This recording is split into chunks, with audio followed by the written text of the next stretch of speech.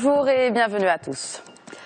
La grève générale aura bien lieu aujourd'hui. C'est une première depuis 1990. L'appel a été lancé par les trois principaux syndicats du Royaume, à savoir l'UMT, la CDT et la FDT, afin de protester contre le projet de réforme des retraites ainsi que contre le projet de loi de finances 2015. Ce front syndical a réussi à drainer plus de participants, à savoir l'UGTM ainsi que le parti de l'opposition, le PAM, ainsi qu'un collectif d'organisations non gouvernementales. Ce que reprochent les trois centrales syndicales à l'origine de ce mouvement de grève, c'est que le gouvernement serait incapable de répondre au mécontentement des Marocains. En ce qui concerne le fonctionnement des facilités, sachez que tous les corps enseignants ne travailleront donc pas aujourd'hui. Pour le transport public, le syndicat national des taxis participe à cette grève.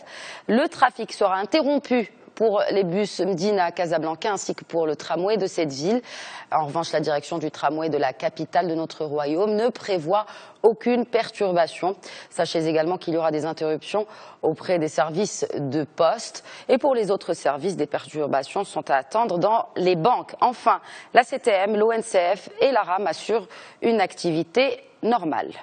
Pour sa part, le gouvernement Benkiren reste sur sa position. Il juge non justifiée et incompréhensible la grève de ce 29 octobre. Le chef du gouvernement assure que son gouvernement compte poursuivre les réformes annoncées dans son programme, dont ce régime des retraites. La majorité persiste et signe que cette réforme est vitale pour assurer la pérennité du système de retraite. Et dans une déclaration émanant du ministre de la Communication, porte-parole du gouvernement, cette réforme est une urgence. Le ministre y explique que sans réforme, les réserves sont menacées d'épuisement d'ici à 2022, ce qui induit une cessation de paiement des pensions civiles. Il ajoute que le gouvernement a l'intention de poursuivre le dialogue sur le projet de réforme, mais dans sa version finale. Fin de citation. Alors pour récapituler, la réforme sur les retraites prévoit 4 changements essentiels.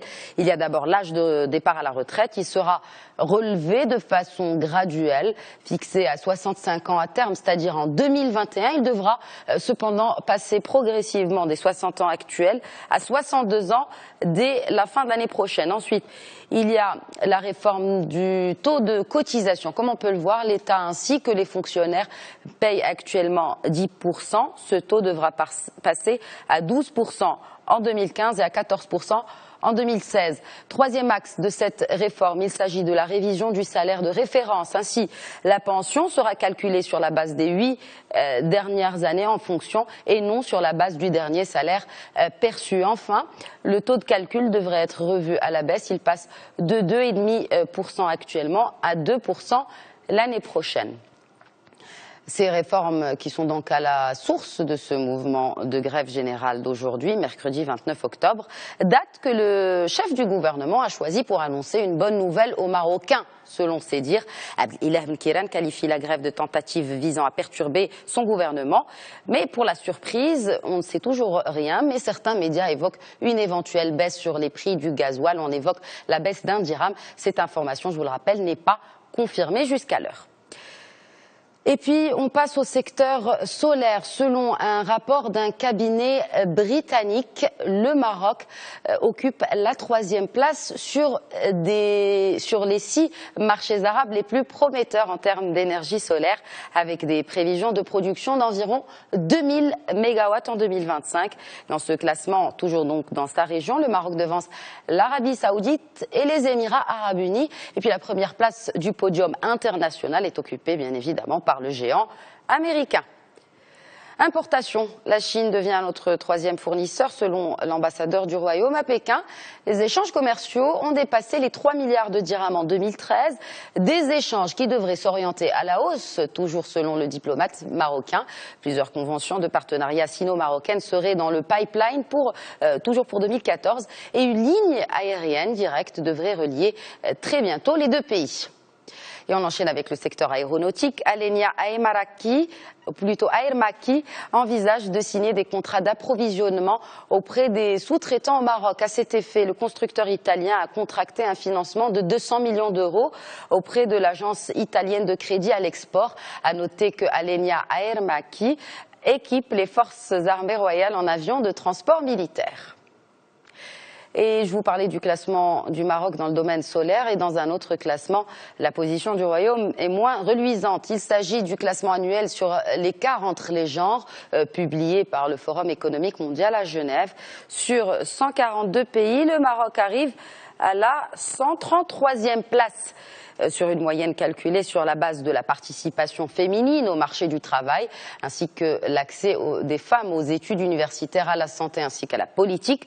Les premiers sont les pays nordiques et dans l'ordre l'Islande, la Finlande, la Norvège, la Suède et le Danemark. Et puis tout en bas du classement, le Maroc est dépassé par l'Égypte, l'Arabie Saoudite, la Mauritanie et la Guinée. Dans le chapitre fusion-acquisition, Jack Ma, le fameux patron du site de vente en ligne Alibaba, serait en négociation avec Apple. Il a annoncé qu'il était ouvert à un partenariat sur le paiement mobile. Et dans ce segment, Alibaba dispose déjà d'un système de e-paiement et de transfert d'argent en ligne, Alipay, qui compte plus de 300 millions d'actifs.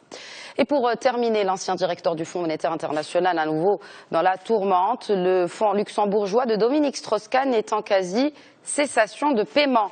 LS Kahn Partners, abréviation de Lane Strauss-Kahn, a été fondée en 2013 au Luxembourg par Thierry Lane et DSK. L'associé de celui-ci s'est donné la mort la semaine dernière à Tel Aviv. Il était fondateur également de la firme Assia Asset Management qui a été absorbée par LS Kahn Partners et qui fait l'objet de procédures de sursis de paiement auprès de la justice du Luxembourg. La presse évoque déjà des rumeurs sur des levées de fonds auprès de Russes, une affaire assez sombre à suivre donc. Voilà pour l'essentiel de l'actualité économique. Excellente journée à tous.